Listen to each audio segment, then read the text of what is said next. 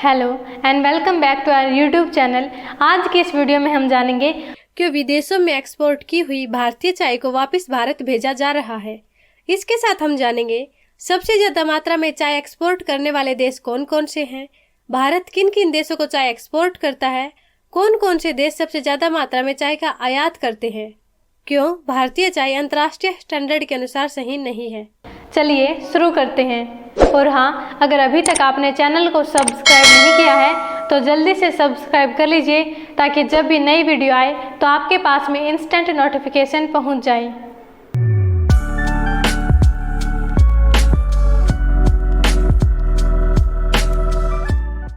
जहां तक चाय के एक्सपोर्ट करने वाले देशों की बात आती है तो इस लिस्ट में सबसे ऊपर है China, second Sri Lanka, third Kenya और चौथे नंबर पर सबसे बड़ा निर्यातक देश है भारत।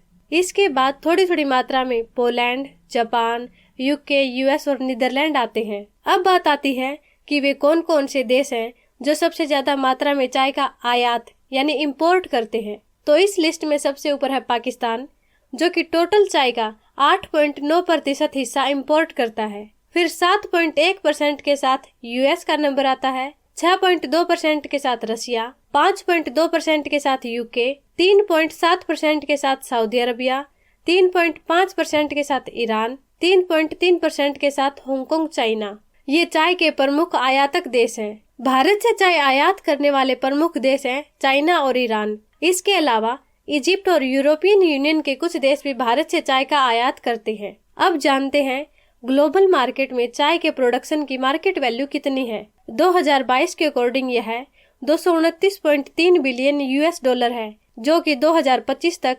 266.7 बिलियन यूएस डॉलर हो जाएगी, जो कि अपने आप में एक बहुत बड़ी अमाउंट है।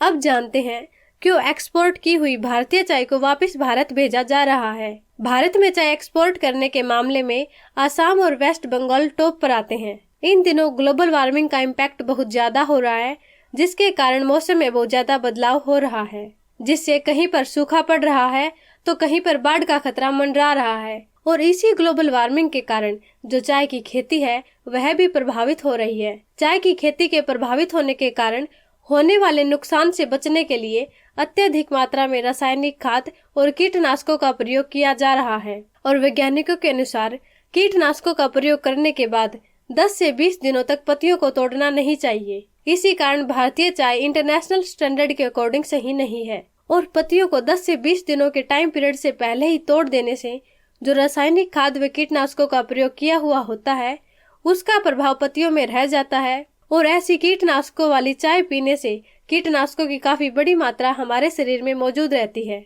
जिसके कारण बहुत सी बीमारियां जन्म लेती हैं, जिसके कारण heart attack, cancer, diabetes etcetera जैसी बीमारियां हो जाती हैं। अब ध्यान देने की बात यह है कि जो चाय विदेशों में एक्सपोर्ट की जाती है उसके लिए इंटरनेशनल स्टैंडर्ड की गाइडलाइंस मौजूद रहती है, जिसके कारण जो चाय हम विदेशों में एक्सपोर्ट करते हैं उसकी गुणवत्ता बहुत अच्छी होती है।